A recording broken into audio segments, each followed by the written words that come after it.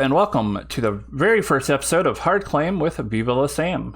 I'm Sam, and this is a show where we talk to people who play Blood on the Clocktower and get their player perspective of the game.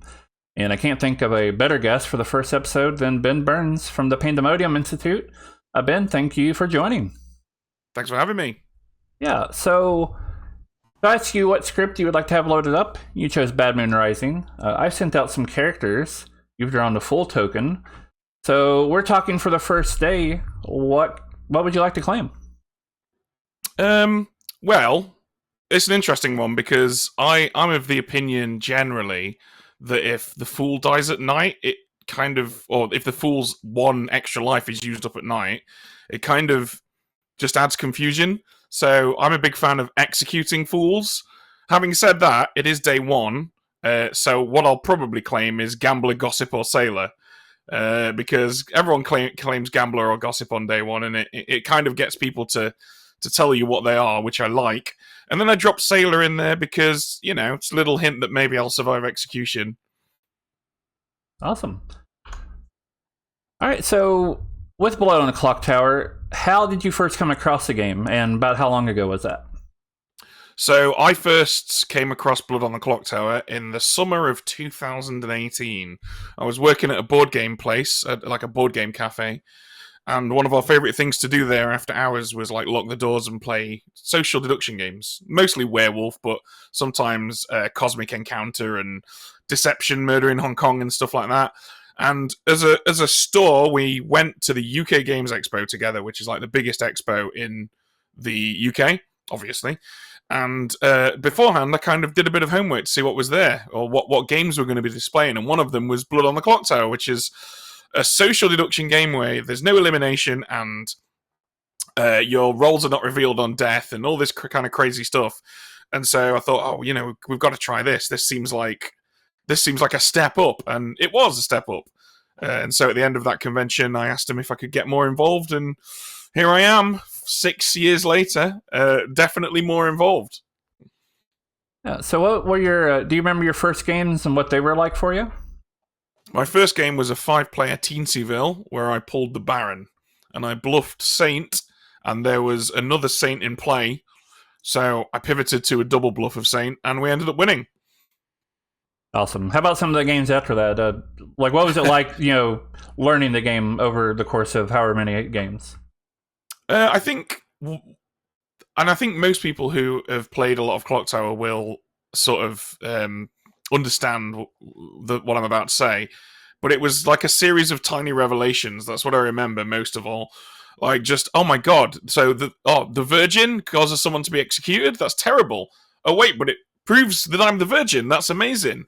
Oh wait, I can nominate myself and get executed? That's even more amazing. And I think that's what's fun about this game. And I think it's important to keep that in mind as well, because a lot of the time I see people who have had that series of revelations and enjoyed that journey will then go and run games for other people and just explain all of the mechanics of all of the characters in like a 90-minute long explanation. And it's easy to forget that that's the thing that we all share in common, that crazy little series of revelations. Sorry, I'm waxing a bit lyrical here. This has gone very far away from the question you asked. No, it's fine. It's all good. Is there a point in time where you realized you were hooked on the game? Was it immediately? Was it a few games in? I was hooked on the concept before I even played it. Like, when I read about it and watched back then, the Pandemonium Institute had one video online, and it's a really old video of a bunch of people playing it in a living room, and they have they'll have the players come outside and sort of talk about what they think's going on.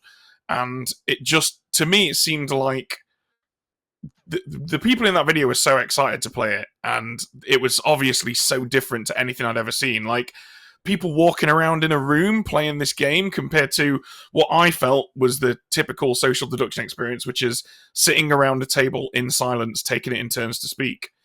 And so the fact that that's how it was played immediately was just mind-blowing to me. And I thought, if this game is half as good as it looks in this video, I am in. And basically never looked back from there. Do you have an estimate for how many games you might have played? I have no idea. I wish I'd recorded it. I mean, it must have been a few thousand at this point, minimum. But yeah, it's got to. Yeah, I mean, I've been saying several thousand for years, so maybe we're approaching like 7 or 8,000 at this point. I don't know. I guess we could do some quick maths, right? If we assume that I've run or played 2 games of Clocktower a week in 6 years, so what's that? 52 times 6, and then we multiply that by 2. Oh wow, that's only 624. That's not as much as I thought. Mind you, there are weeks when I'll run like 20 Right. games in a week because it's a Yeah, convention. that's going to be like the floor, right? Yeah, I think we'll call it 2,000. That's my conservative estimate. There you go. How often do you get to play currently, and how much of that is online and how much of that is in person? So when you say play, do you mean specifically not run? As a player, yeah. Well, I get to play normally at least once a week on stream because it's play one then run one, which is nice.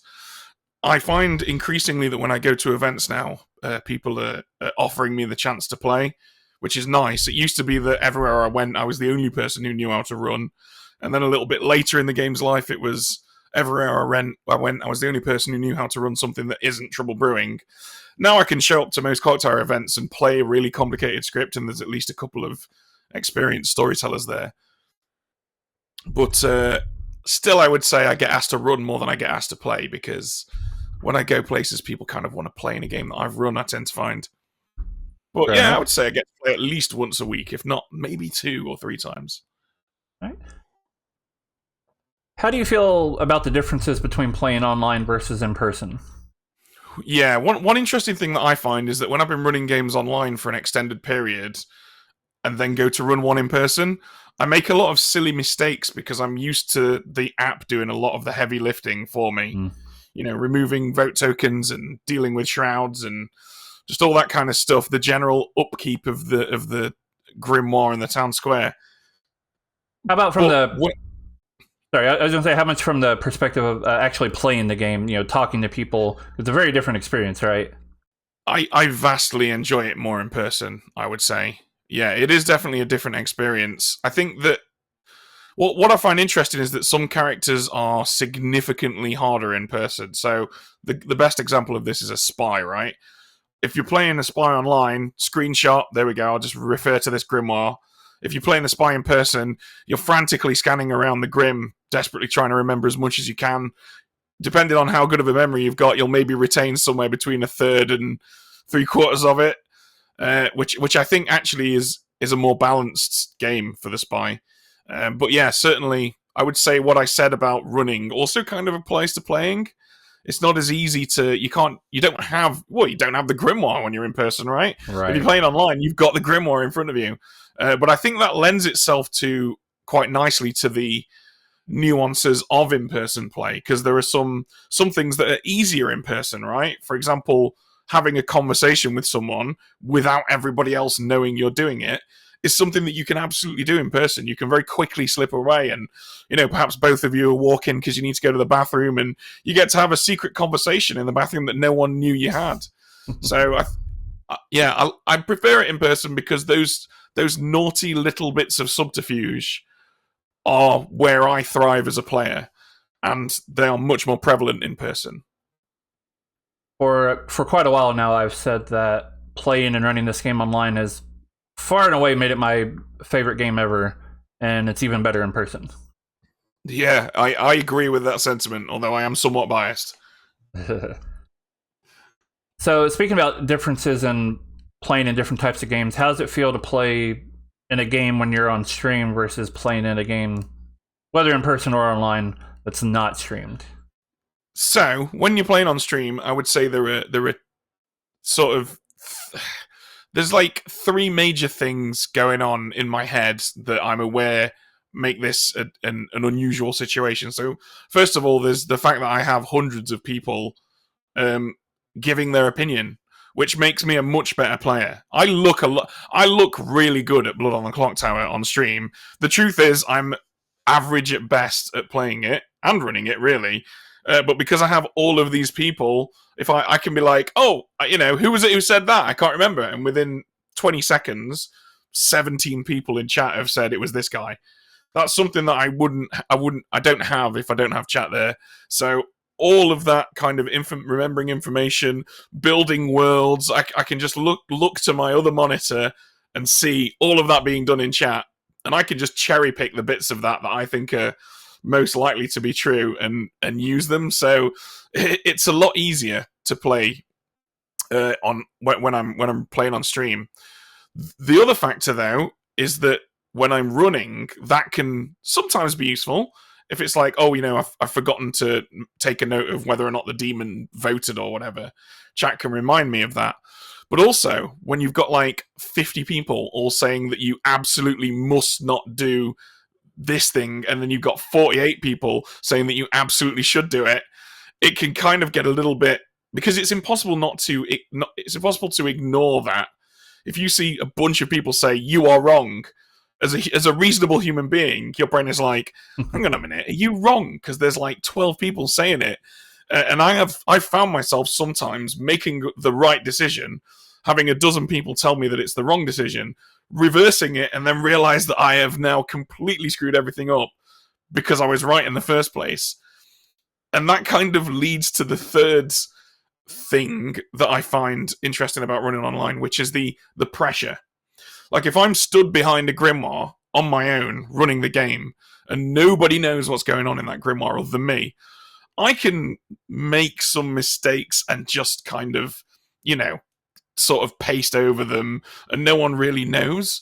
Whereas if you make an error online, everybody, like loads of people, immediately know, and you know that you've really screwed up. And because there are people watching this who are probably learning to run the game, immediately that puts a lot of pressure on me. So I'm having, when I'm running on stream, I'm finding that I have to like take a deep breath, take my time, not allow the pressure to get too much.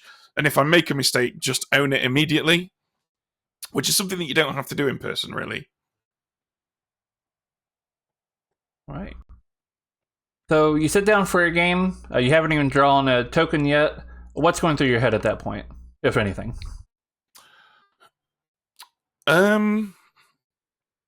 I think, well, first of all, I'll be looking around the room to see who's in the game. If this is a game full of people that I know, I'll be thinking, who should I approach on day one? Who do I think is going to be honest with me? Who do I think is going to lie to me? If it's a mixture of people I do know and don't know, I'm thinking, can I ally with the ones that I do know, or are they actually going to find that suspicious? And this is going to sound a bit mean, but do any of these people look like absolute rubes that I can take for a ride here? Like, can I? Obviously, as long as they're not new players, I wouldn't do that to a newbie. But if it's like, I know this guy will believe anything I say, I'm going to immediately start filling him with crap. But also, I'm thinking things like, I really hope I pull a minion, and I really hope I don't pull the flower girl. That leads to some of my other questions. So you draw a token. Do you hope that it's blue or red? Red, every time. I would much rather play red. Do you prefer to be a minion, or do you prefer to be a demon? I prefer to be a minion, but I would say it's only slightly prefer, just because there's less pressure on me. I still really enjoy being the demon, and I just enjoy being on the smaller faction. I think it's not necessarily I do love the lying and the making stuff up, but I feel like what I love about being minion and demon is that it feels like there's less pressure on me. And I know a lot of people will think that seems weird, because a lot of folks think, oh, if you pull the demon, all the pressure's on you. But I don't feel like anyone is expecting evil to win, really. Like, if evil win, whenever you see evil win on stream, all of the goodies are like, well done, you did a really good job, very impressive, excellent play.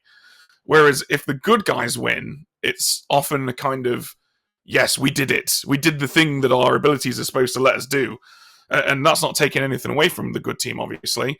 But I feel like it's easier to lose as evil than it is, or it's more comfortable to lose as evil than it is comfortable to lose as good. Because when good lose, it's what opportunities did we miss? What information did we overlook? Which players didn't trust each other enough? Whereas when evil lose, they put up a valiant fight, they were outnumbered. I've seen this situation come up a few times for you, but how do you feel about playing as outed evil? And not necessarily like psychopath or vizier, but just in general. If playing on the evil team is a relief of pressure to me, playing out at evil is the ultimate no pressure. Like if you're evil and everyone knows you're evil, you're done. The game is done. You can just kick back and troll people. Basically, you can say whatever you want, and people will either overanalyze it or ignore it, and you can use both of those things. But ultimately, you don't have to build fake worlds anymore because no one's interested in what your world looks like. You don't have to come up with reasons to support this person and not support that person because no one gives a crap what you're saying most of the time. So I absolutely love playing out at evil. It's my favorite thing to do, and every time it happens, I feel like somebody has offered me a delicacy, a dish of caviar or something. Do you prefer playing as a player, or do you prefer storytelling? I much prefer GMing, and you can take that for most games. Like, if someone wants something running for them, I'll happily volunteer to be the guy that does it. That doesn't mean I don't enjoy playing. I do enjoy playing, but I'm a gamer and I'm always up for playing a game. It's just my default state. Like, you want to play a game? I'll play a game. I like playing games. But GMing is like an itch that needs to be scratched for me. It's a compulsion. If I don't get enough of it in, I feel like I'm having withdrawals from it. And I love organizing stuff, and I love setting up the dominoes and watching them tumble and watch people interact with those tumbling dominoes. I get a kick from that being a player just doesn't do for me. You mentioned wanting to draw, for example, a minion token and not drawing a flower girl token. So what kind of characters do you prefer playing as and prefer not to play as? What kind of like style of character? Well, I think it's important for me to say I do enjoy playing all characters, even the flower girl. I'll still have fun with, but generally speaking, I prefer characters that allow me to play socially. This is why I like Evil so much, because it is by necessity 50% a social game at minimum. So I quite enjoy characters. I mean, from Bad Moon Rising, for example, the Tea Lady is a character that I would love to pull because I don't have to go out there and acquire information using my power and bring it back and provide it to people. I just sit there and it does stuff. And that frees me up to go and look people in the eye and try and figure out if they're lying to me, or, sort of tell someone a lie and see what they do with it and that kind of thing, which is where my strengths lie, and it's why I really enjoy pulling an outsider. Because as an outsider, you're definitely not going to provide any decent information unless maybe you're a puzzle master, but again, it's the no one expects you to do it kind of thing with puzzle master. There's no pressure. So I really enjoy characters that just let me do the social stuff and allow other people to deal with the admin. So thinking about scripts, obviously we have Bad Moon Rising here pulled up. What do you like about Bad Moon Rising? I like Bad Moon Rising because it's different. It has a vibe that the other two scripts... I mean, I guess the other two core scripts do have a vibe, but that vibe is the default vibe. Bad Moon Rising feels like it's different. It's other to those two. It's a script where you have to kind of understand the nuances of the game to be able to enjoy. So things like death is information is something that a lot of new players struggle with. But once you come around to that way of thinking, all of a sudden Bad Moon Rising makes all the sense in the world. And to me, it feels like the script that I excel at the most because of it is socially slanted compared to the other two. Although I have to be honest, when Garden of Sin comes out, that will probably be my favorite script, because that one really has a vibe. It's much vibier than even Bad Moon Rising. And if Garden of Sin's already out, thank you for getting into Blood on the Clocktower several years from when this was recorded. Funny enough, what future edition you were looking forward to the most was definitely one of my questions. For reference for the audience, the future editions that we know will be coming are Garden of Sin, The Tome, and Midnight in the House of the Damned. Is there anything, I know you're limited on what you can say, but is there anything about Garden of Sin that you can say about why you prefer it? I'm not actually sure what I am and I'm not allowed to say, but what I can say is Garden of Sin is a script that includes a lot of visiting the storyteller, interacting with other players, and it's not a script that is a. It's not a. It's a script that doesn't. You don't worry too much about what the demon is doing in Garden of Sin. You worry much, much more about what the minions are doing, and I love that because it flips the whole thing on its head, right? Where the demon is this team captain almost that says, "You minion, you go and do this thing, and you, my other minion." I mean, they're called minions, right? Whereas in Garden of Sin, it's very much the demon is basically the grandpa that's been brought along for the ride. It's like you sit there in the sun, grandpa, while we go and do everything else, and you just have to basically protect the demon throughout. So I quite like. I probably said too much now, but yeah, that's why I like Garden of Sin, because when you're not thinking about the demon, it creates this really chill vibe where it's like, hey, let's just chat with each other. We don't need to worry too much about which one of these people is the demon yet. We've got a whole game to play before we even have to think about that. Now, there are basic descriptions on the website and in the rule book if anybody does want to check them out. I know Garden of Sin is publicly said to be the one where demons don't kill at night, and instead the game lasts a set number of days. Oh, good. That's already out there. Fantastic. Then there you go. You know, it's a Leviathan. It's a riot. It's, you know, it's demons where you don't have to worry. I should probably read the rule books to our game at some point, shouldn't I? So thinking about custom scripts, are there any particular custom scripts you like or don't like? Is there particular aspects that you look for when you're looking at a custom script to enjoy?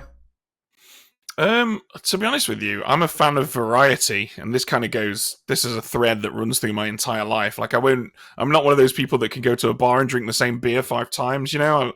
I'll drink all 5 different beers that they have on tap, if possible. And I kind of feel the same way about custom scripts. Like, what I like is show me an interaction that I've not seen before, or show me 2 characters that I've never seen in a game together before, or even better, let me play and let me pull a character that I've never played before. So I wouldn't say that I have any particular favorites.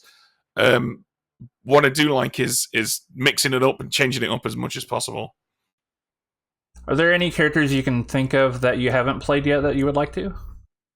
Do you know what? I have repeatedly said on stream, "Oh, I pulled this character. I've never been this one before."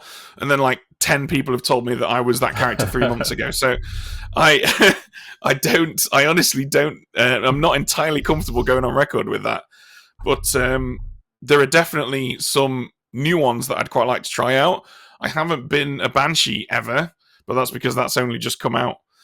In fact, most of the ones that have been released over the last few months, I have not had a chance to play, so I'm hoping I can get a game in with them at some point. Speaking of characters that I know you have played as and bluffed as, Mutant seems to be a favorite character of yours. How do you feel about Mutant? I like Mutant because, and this goes. I mean, I like madness-inducing characters, but the Mutant is perhaps the most overt of them because you're creating your own madness. But I like madness because of the choice it gives you, and I think this is an important. What I'm about to say is an important element of explaining madness to new players, because a lot of people will say, "Okay, well, if you get made mad, you've got to do this and you've got to do that, and if you don't do it, I'll kill you." And that sounds terrible. That sounds like you're taking someone's agency away, and nobody wants that. When in actuality, madness is the opposite of that. It's giving you a choice. You may either choose to adhere to madness and gain these benefits, or you may choose to ignore Magnus. Magnus? Who's Magnus? Screw Magnus. We don't want to hear what he has to say. But madness, you can choose to ignore madness and gain these benefits. And they are benefits. The benefit that you gain for adhering to it is your continued survival. And the benefit you gain for not adhering to it is confirmation. And right now, I can't think of a single madness-inducing character that those 2 things aren't true for. If you get executed as the mutant, you've proven probably that you're the mutant. If you get Cerenovus executed, you've proven the existence of a Cerenovus. If you die to a harpy, you've proven the existence of a harpy. And if you choose not to adhere to pixie madness, you have told everyone that you're a pixie and you can confirm that this guy is what they say they are. And obviously, those things, some people might not believe you in some of those instances, but it's still a choice and you're still gaining something for it, even if it's only the belief of the actual person that you're mad about being as the pixie. And that's what I love about Madness. It's immediately, here's a choice, here's a new choice for you to make this game. Go nuts, do what you want. It's a pretty dedicated homebrew community with Blood on the Clocktower, people who create characters from scratch, entire scripts from scratch. Do you dabble in that a lot? I know you have your own homebrew that you like to run sometimes. Yeah, I mean, I've done some homebrewing myself. The thing is, I'm playtesting. I'm part of the playtesters for the next 4 editions. So oftentimes, if I've got spare time to play Clocktower and I don't want to play regular Clocktower, I'll see if I can do some of that because that's very exciting for me and they're all really interesting characters. And also, I want these expansions to come out as quickly as humanly possible. But I do enjoy homebrew. I get sent a lot of other people's homebrews a lot, so I do a lot of giving people feedback and stuff like that. If I'm completely honest with you, my general feeling on homebrew is that the vast majority of it is delightfully broken, I suppose, would be a way to put it. There are some good homebrews out there. I don't think there's a single homebrew out there that's anywhere near as good as any of the 3-core scripts. But there won't be, right? Because those 3-core scripts have used up a lot of the obviously good character concepts, and homebrews are forced to go outside of the normality of the characters that are on those core scripts and make what is inevitably going to be zanier characters. But I think that much like with Dungeons and Dragons and things like that, the homebrew is what's going to keep this game alive. Like, there's only going to be a finite number of characters released for Blood on the Clocktower. Eventually, at some point, the vast majority, if not all of the new stuff being released, will be people's homebrews. And what better way to keep the game alive than by its fans literally making content for it? If I understand this correctly, I think you got to play your own Red Dwarf homebrew at Clocktower Con. What was that like? Well, I was very drunk on the final night of the convention, I believe it was, or maybe it was the night before. That's how drunk I was. I don't remember which night it was. But yeah, it was a blast. It was a bit surreal, to be honest, because I was shocked that anybody was able to run my script because I can barely run it myself. It's that broken. But it was a cool moment, and I really appreciated the storyteller being willing to do that for me. So thinking about characters, thinking about character design, whether it's release characters, playtest characters that you can't talk about yet, homebrew characters, what do you think makes a good character? First and foremost, I think that what makes a good character is a short and to the point character text description that uses the standard, or as near to standard as possible, glossary of terms. So, for example, and I was guilty of this earlier on, I believe I referred to an ability as a power. I read a lot of homebrew characters that are like, your power is this, and this other person's power is that, and it's, what's a power? That's not a term. So I think the first and most important thing when it comes to making a new character is to make sure it aligns with the glossary of terms that already exist. I think also it's important that it occupies its own space. For example, I recently read someone's homebrew character that was pick another player and a townsfolk. If not in play, that player becomes that townsfolk. That's just a philosopher, basically. That's a weird philosopher, and there's nothing wrong with that. I mean, by all means, go ahead and run that character. But I feel like there is already a character that does that. Basically, you've just made a philosopher that can confirm itself. So I think something original and that occupies its own design space is kind of important too.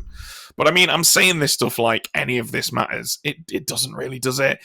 If you're out there having fun, I'm a terrible painter, but if I paint for my own fun, who cares whether or not it's a good painting, right? If you're enjoying what you're doing, and and even better, if your friends are enjoying playing your weird homebrew backwards philosopher, then more power to you. Crack on. Don't let me tell you that you can't do that.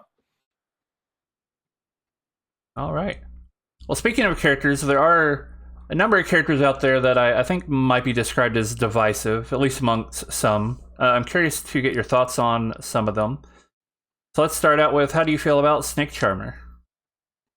I love the Snake Charmer. So my answer to all of these questions, Sam, is going to be I love this character because and I'm not just saying that because I'm a crony of TPI. As we talked about earlier on, I fell in love with this game long before I became a part of the team, and I am just a super fan of Clocktower, and I like everything, and I think everything has its place. But yeah, I really like the Snake Charmer, but that's because it appeals to me. If I become the demon 45 minutes into a game, now the pressure's really off, right? now no one expects me to win. This is a terrible situation to be in. I'll just struggle towards the end, and if evil win, I'm a damn hero, right?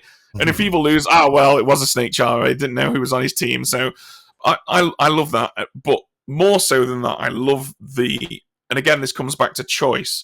The Snake Charmer is a choice. You can choose yourself if you want to. No one's making you pick another player. It's a game of chicken. How much further are you going to push it? Because you don't want to pick the demon, really, do you, in most situations? You want to learn that everybody else is not the demon.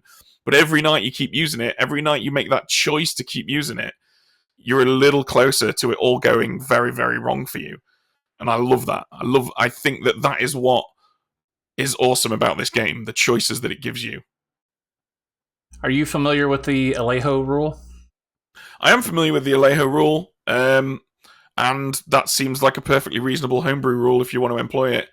I do feel like it takes the bite away from the Snake Charmer a little bit, but some people don't like things that bite, right? I suppose. Which, for reference, the Alejo rule is on the night one, the Snake Charmer goes before demon and minion info.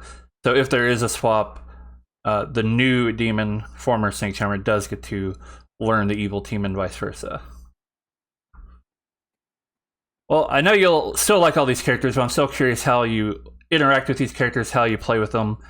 So the next one would be Poppy Grower. So what's your mindset when you're, for example, on evil team and you have no idea who your evil team is? I suppose it depends what evil character I am. I like playing out at evil, as we've already discussed. If I've pulled a Baron or a Mastermind or something that we can afford to lose, there's a very real possibility I might just do overtly evil things in the hopes that I can help unite the evil team, although that has its own inherent risks, of course. But yeah, I mean, and again, we're in a difficult position. I'm on the evil team. I don't know who my team is. That's hard. No one's expecting us to overcome that. But you get your head down and you keep playing, and hopefully eventually the Poppy Grower will die, and then you get this fun big revelation. But again, it comes back to choice. I immediately at the beginning of my answer to that question, I told you I've got a choice. I can look at what character I am, and I can just be out at evil if I want to, or I can not do that, or I can do something in between. I really do quite like the Poppy Grower for that reason. I think it is the most powerful townsfolk in Blood on the Clocktower, though. And I can understand why some people might find it to be too powerful. But,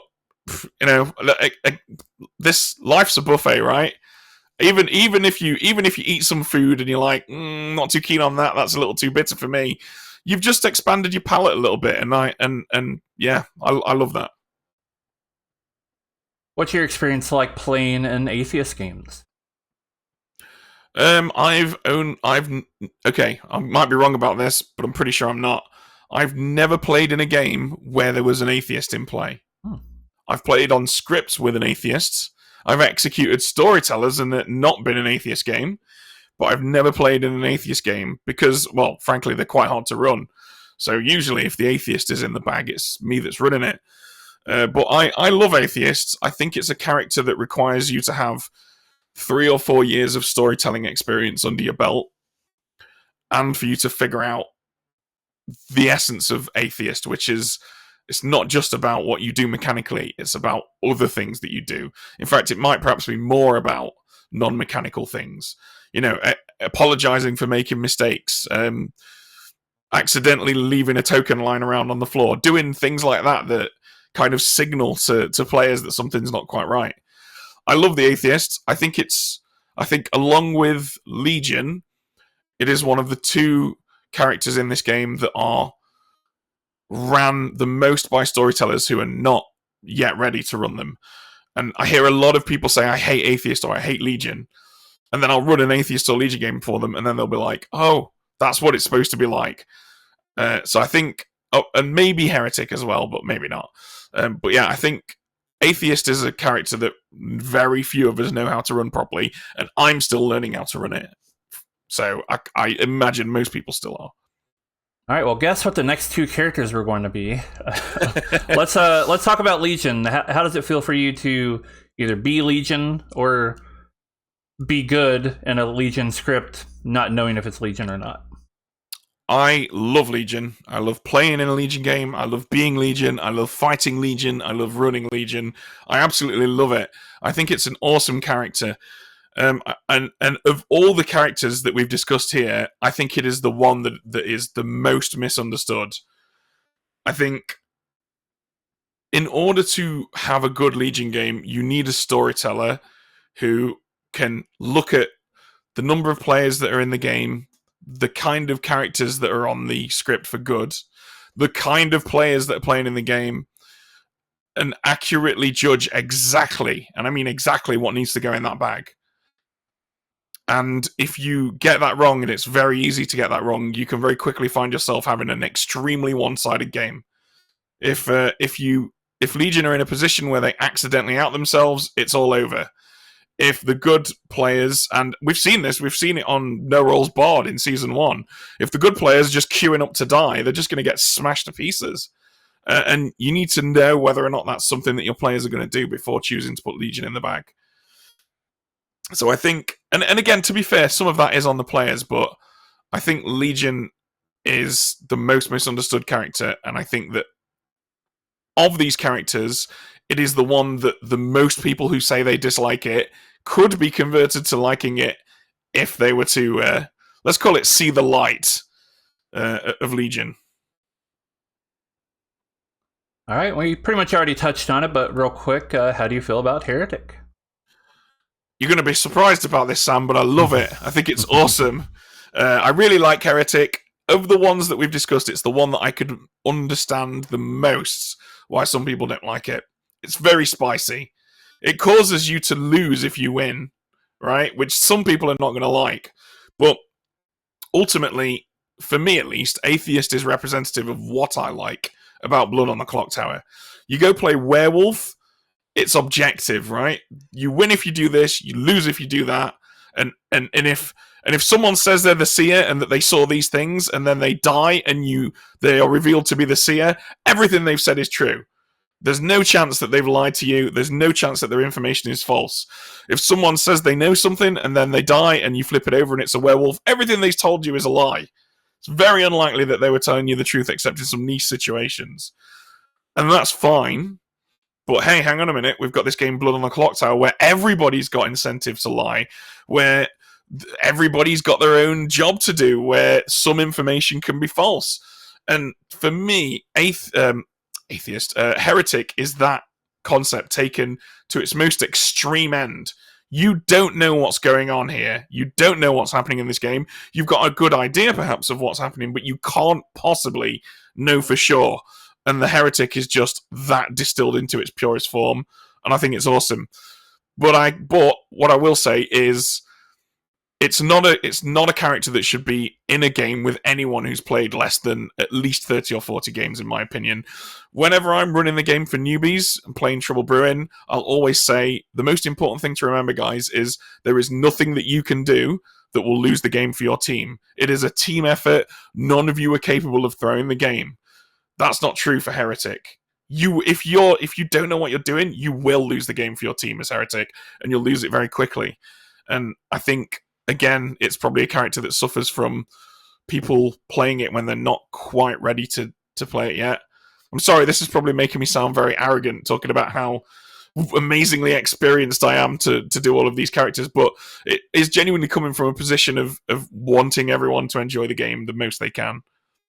Some of these really are advanced characters, and I feel like a lot of its divisiveness does come from not being ran well. Not all of that. You know, some people just never going to like it, and that's obviously fine. But yeah, there's just a lot of seeing these characters ran not well and it not going over well.